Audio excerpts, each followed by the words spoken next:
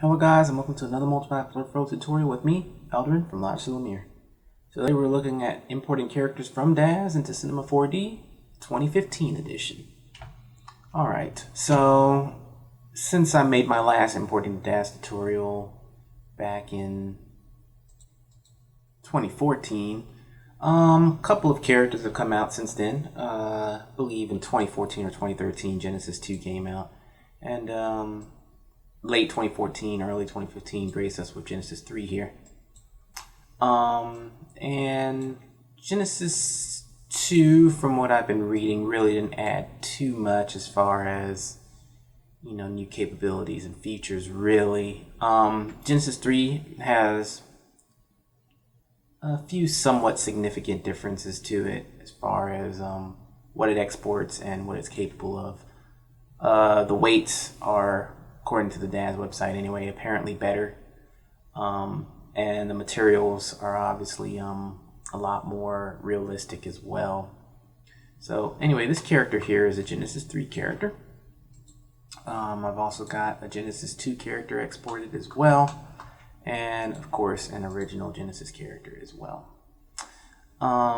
So a few of the issues that a couple of people have been posting in the videos mainly are with the way R16's new Reflectance channel works, and you know, getting some white corneas here in C4D, as well as, you know, just general kind of sort of interface tips. I guess R16 and R17 are significantly different enough that it's tripped up a couple of users. So I just wanted to clarify a few things really quickly, go over some of the gotchas with some of the new figures, Genesis 2 and Genesis 3, and just, you know, basically give a little bit of an update to my previous tutorials. So a couple of things with the export. I'm not going to go too deep into the export or into the new 4.8 interface. I'm just using the default interface here. I've done a spring cleaning on my Windows machine here. I'm actually running Windows 10 now, and it's very, very stable for all of the software that I run, all the Adobe suite. Cinema 4D, R17, R16 worked fine on it. DAZ works great on it. Everything is extremely stable, and it's a return to form for me to the way Windows 7 kind of sort of was. I completely skipped Windows 8, but I do like the look of Windows 7. I like how stable it is. And it loads a lot faster too. Which is saying something considering, you know, I'm running an SSD anyway, and everything runs pretty fast as is. Alright. Anyway, this is DAZ 4.8. I believe this is probably the most recent version of DAZ. And not much is really different too much at first glance, really, other than the fact that I'm using their default workspace here. It's slightly different from the DAZ 4.5 workspace, default workspace. Really quickly, the last time I was using DAZ, I mentioned that I had ran into a few issues with my content library. I figured out how to solve that. You just right click on the smart content here, go into content DB maintenance, and if you process your metadata, or if you re-import your metadata, that'll actually allow you to just re-import all the products that you have in your DAZ installation, and that'll just rebuild the smart content for you. And then you'll have all your smart content back in case you've ever ran into that issue and you just need to fix your content library for whatever reason. Alright. So I've just built this character, just using smart content, just coming over to the people and double clicking on Genesis 3 and bringing her in, and I just went over to the wardrobe, picked the Genesis 3 outfit real quick and just put it on her. But the more critical point here is the FBX export. So obviously here in DAZ 4.8, you have the ability to export out to FBX 2014, and it works fine with R16 and R17. You'll also notice here that, of course, you don't have the Genesis figure, obviously. You're working with Genesis 3 here. And so you've got the Genesis 3 figure here under your export morphs.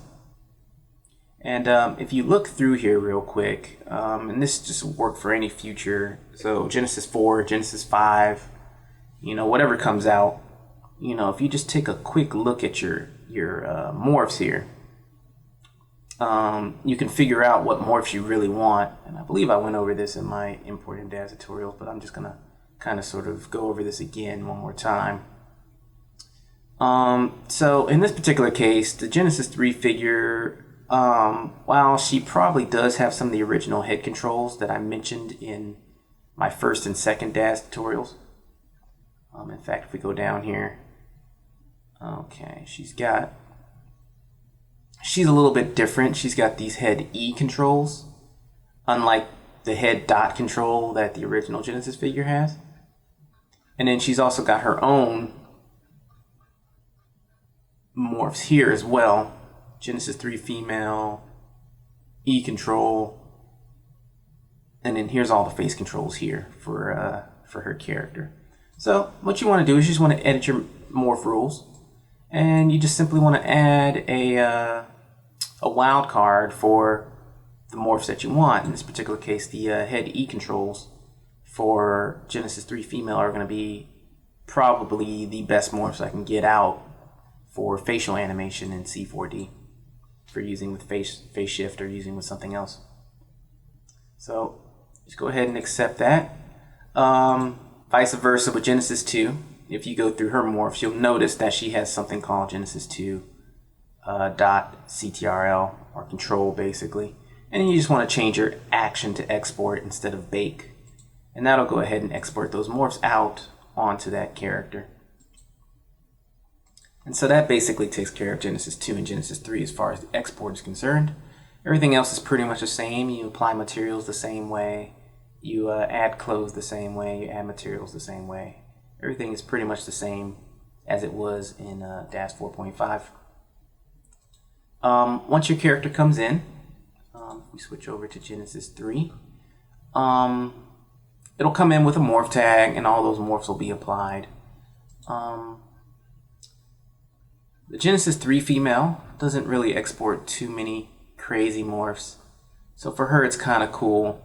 I basically deleted the pose morph tag, and you can right click and simply add a new pose morph tag. So come over here, pose morphs, and let's unlock the attribute manager. Let's do a points pose morph, delete the default one that's created, and then we'll just simply add in all these pose morphs, with the exception of the default. That's pretty much the same as the current figure here. Makes no sense to really add that one. And then we'll lock it down, and we'll go ahead and we'll do a no relative pose morph. And then this way, we don't really have to keep any of the poses. And that will actually save a lot of space on our hard drive. Keeping those poses in this scene significantly increase the size of the file. But making them relative basically makes them like deltas. So it only stores like the offset of the movement of the face. And so you get a lot of space savings that way. Genesis 3 also seems to have a face rig, which is really awesome actually. I just noticed. And it could be very useful for retargeting face shift actually. But yeah, so you've got all the morphs here. Let's create a quick layer.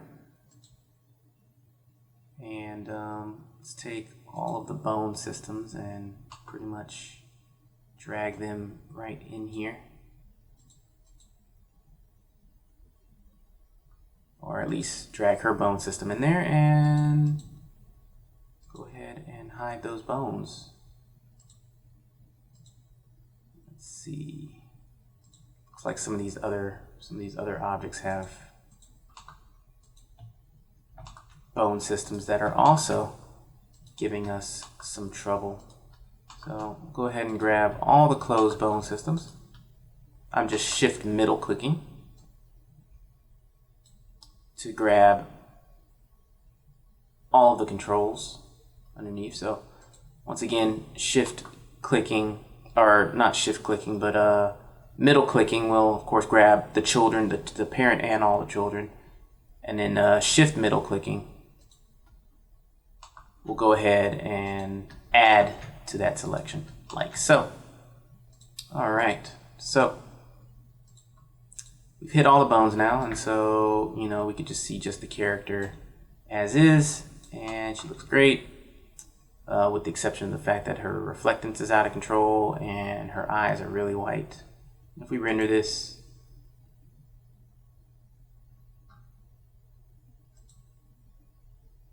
to the picture viewer, it's just going to look kind of ugly. So, all right. And then with these controls, of course, you can go into animate mode and you can reset the sliders, and then you're set to go. And so you can do the eyes cross thing, you can do the eye squint, of course, all the usual stuff that you've been used to and accustomed to in most of your Genesis characters. All right. So the materials. So obviously we're running into a big issue with the skin here.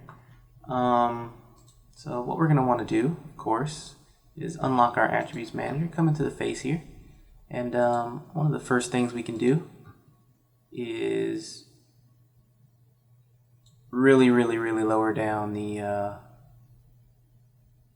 reflectance here. So in the reflectance channel, we've got our layers, and this allows us to add multiple layers of reflectance. For default DAZ figure, using a classic R14, R13 kind of sort of model of reflection, we don't really need to add any extra layers at all, really. So if you're trying to use the default R14, R15 technique that I showed you in previous tutorials, all you need to do is just go to this specular layer, and this is your original specular from R14, R15, R13. So you've got specular blend, and this is going to be the legacy specular. And then of course you've got the legacy reflection as well. And that's going to give you all your legacy stuff.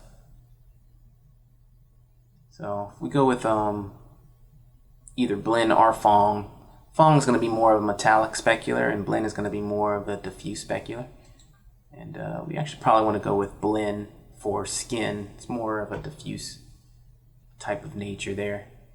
And then our specular is probably a little high as far as this is concerned here. So once again, we can manipulate our width, manipulate our specular strength, and bring our specular highlight way down. All right. Coming in here into the layer color, of course, change that back to white instead of blue. Right now it's using the specular texture to offset our specular, and that's great for that. And then that's pretty much it for that. Now the environment, that's why we're getting this reflection, this weird odd reflection in her face.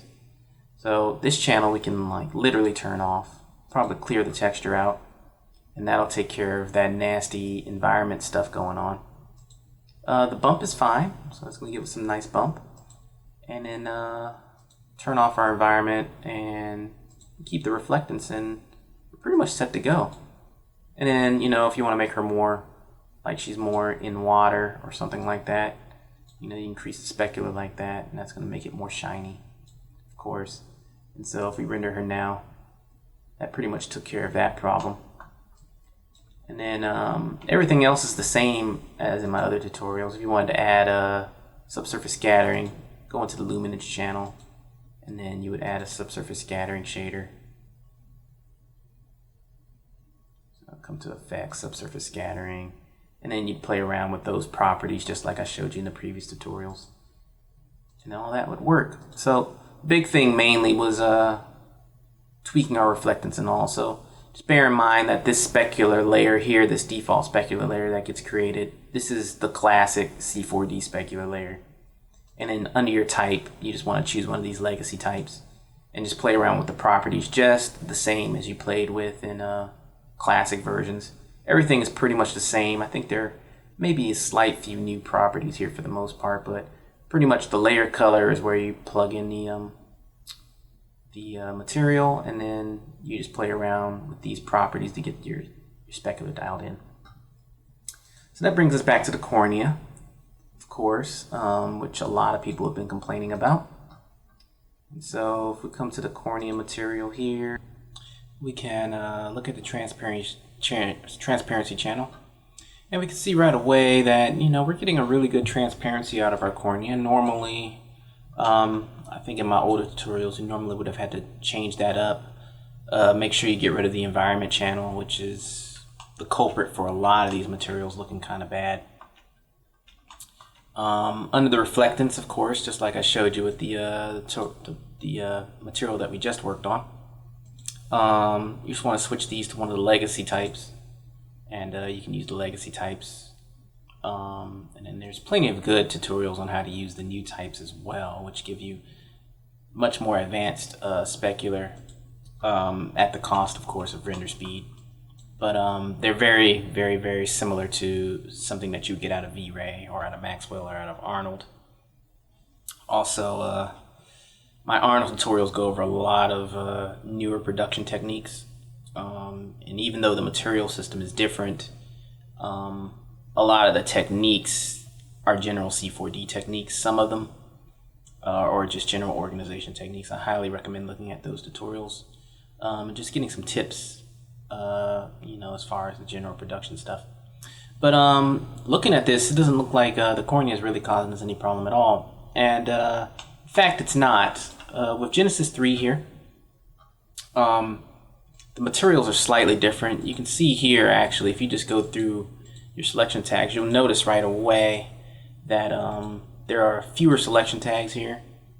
And if we just go through, yeah, like the ears, that didn't exist in Genesis. I don't believe it existed in Genesis 2 either. They've simplified a lot of things, and they've got a new eye socket material here, and they've got an eye moisture here.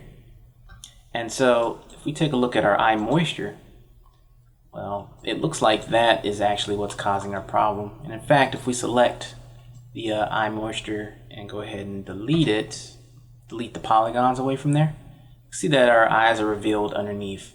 So what's going on with this eye moisture? Just hit Control Z to bring that back. Well, we can look here and we can see that we've got a transparency and it's looking okay. Layer sampling, all that kind of good stuff is looking good. You can look at our specular, and right now we're using specular blend, and you know, it's kind of a wide specular for something that would be like moisture. You know, so you might want to change that width, you might want to change that strength. And that's cool and all. So, you know, we're getting a nice tight specular, but you know, it's still white. And the issue lies with the transparency. So if we're looking at our transparency right now, we can see that we've got this big white shader, and it should be clear just like the cornea. So moving through here, you know, our color probably want to have like a full specular or full transparency there. So we might want to bring this up to, you know, closer to white, and that's going to make it more transparent. But our big issue is with our texture here.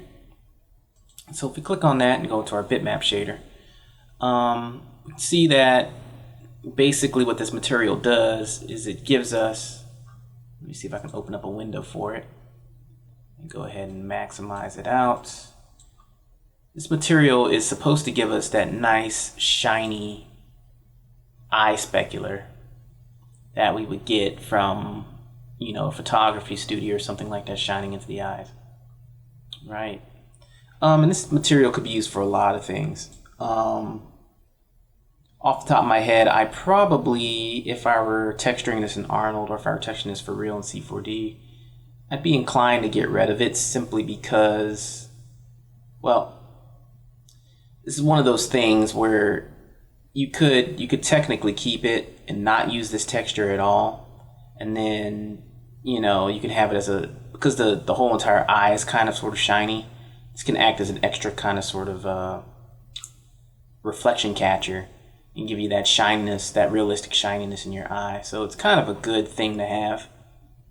But if you want these highlights, then what's happening here is the texture is actually inverted. So it's right for something where black would represent fully transparent and white would represent fully opaque. But in this particular case, we want white to represent full transparency and black to represent semi-opaque. So all we have to do is just switch the black point and the white point like so, and that will invert our texture so that the black areas are white and the white areas are black. And then there you go. That fixes that problem. So if we render this now, you can see those nice hot shiny spots in the eye as Daz intended them. Alright, so that should take care of most of your wide eye issues. Cornea, in some of the older Daz figures, typically was the issue there, particularly if you have a texture here for the cornea. I think in previous tutorials I've just said clear that, because ultimately here in C4D you're going to get a more realistic look out of your renderer anyway. And so usually what you want to do is you want to use your actual real environment around your character as the bounce card for the eyes, and you'll get realistic spots in the eyes due to the fact that things are reflecting into the eyes. Alright, and so just to show you again, for the arms, for instance, it's just this environment that's really giving us a lot of this nasty reflection stuff. As soon as we turn that off, that material channel off, all that goes away. Same thing with the torso. Turn that environment channel off, and this character instantly starts to look a lot better. Alright, for the eyelashes, come in here, and under our transparency, we're probably running into the same issue with the eyelashes that we ran into with the eye moisture. This material is saying that black is fully transparent, or black is fully opaque and white is semi-transparent, and we want to reverse those two. So just reverse our black and our white points, and that'll reverse the transparency. And now the eyelashes are also transparent. Excellent. And then I think for the hair, I've gone over that before too, but for the hair we probably won't even use transparency. This is one of those situations where you want to turn off the transparency channel. So we'll just go ahead and copy this material out and delete the transparency channel and go ahead and actually use the alpha channel in this particular case. And then we'll just paste that texture that we copied in from the transparency. Click open, and no, we don't want to copy it to the project location, and there we go. So now we get a really nice alpha, and alpha is going to be a lot faster to calculate as far as rendering compared to transparency. And for the hair strands, we're not really trying to get any sort of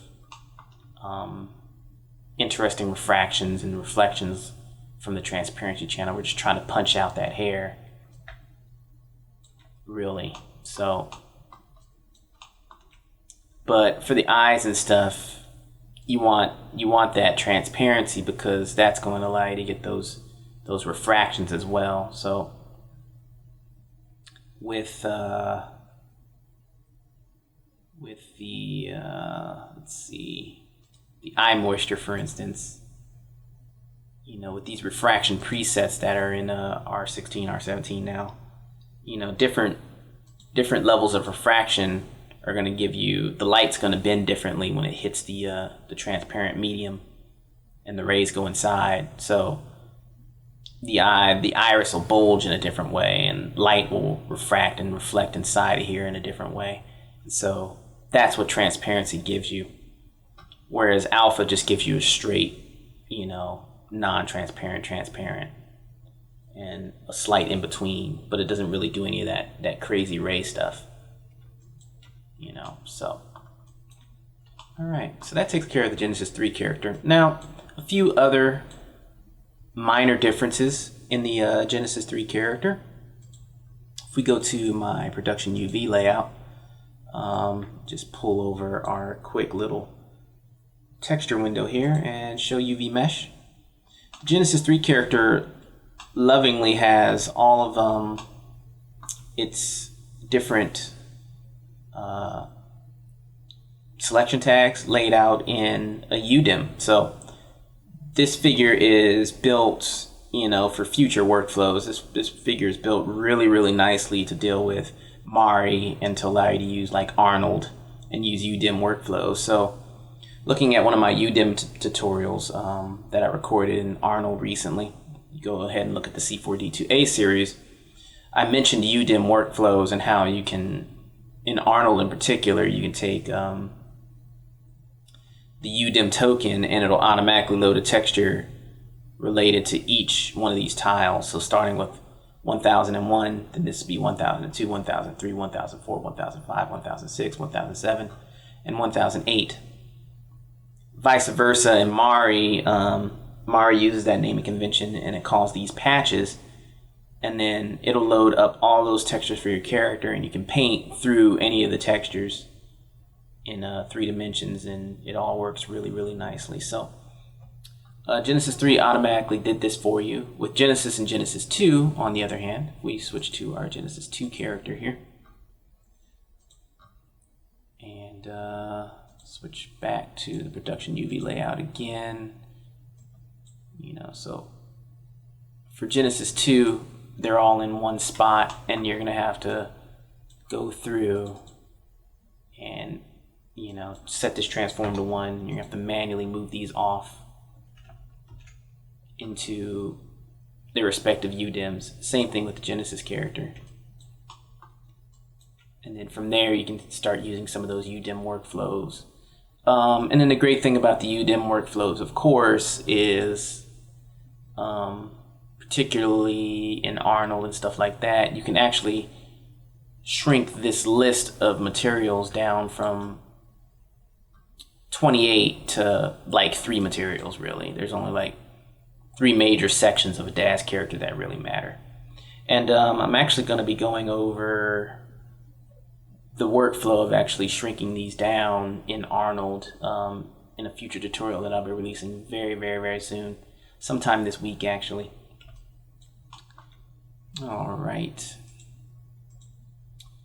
So that's pretty much it for this tutorial. A couple of other things I just want to cover about Genesis 2 and Genesis 3. People have been asking me a lot about. Let's go ahead and reveal our bones again, just by turning on this hierarchy tab here under our layer. Remember that we hit those bones before. So yeah, the Genesis 3 figure, I noticed for the most part has pretty much the same naming convention as the DAZ figure. There are a few slight differences here. Left collar is the same. It's got a few new twist controls, of course, to make it a little bit more better as far as animating, of course. So these twist controls really hold deformations better and give you much, much, much more accurate performance than Genesis ever could. There are also some slight differences in the naming conventions here. So all of this, requires just a slight bit of tweaking on the Lumiere rig side of things, as far as how you define your character for the most part. But for the most part, it's virtually the same. So yeah, Genesis 3 has a slightly different bone system than the other two. Genesis 2 has exactly the same bone naming conventions as Genesis 1. So this is a 1-to-1 match for Genesis. And so any system that I've shown you how to use before pretty much will work with this rig just fine. All right. And of course Genesis, same thing. And then all those texture tweaks all go the same way. So for Genesis here, for instance, we can go into our eyelash and probably just need to invert the material here. And that'll take care of the eyelashes as far as transparency is concerned.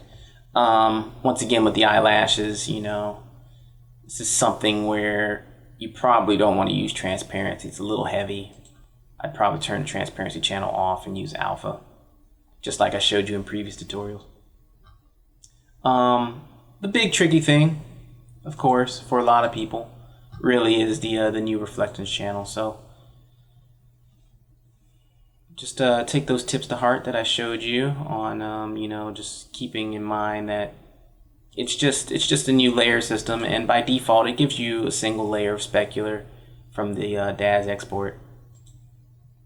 And as long as it's on legacy or it's on reflection legacy, pretty much works exactly the same way as an R16. Only difference is you got like this layer color thing here, and this is where you plug in your material for your specular. And then these controls work almost exactly the same way as they did in R14, R13, R15. So that's it for this one. Any other questions that you may have or comments, just leave them in the comments. And if you guys have any other like serious issues with these imports, I can make a supplemental to this to just cover a few extra questions that you might have if I missed anything here. Alrighty, so as said, in the next one I'm going to be going ahead and going back into Arnold again and looking at how to take this mass of materials here and using some really awesome UDIM workflow techniques and some node network techniques in Arnold. We're going to go ahead and take this 17 elements and basically bring it down to like about 3. In Genesis it's a lot worse. You've got like 26 elements, and you can really bring it down to about 4, 5, or 6, or maybe even less, if you're clever with the way you use your textures and name your textures and use UDIM. So look at that in the next one. See you guys then.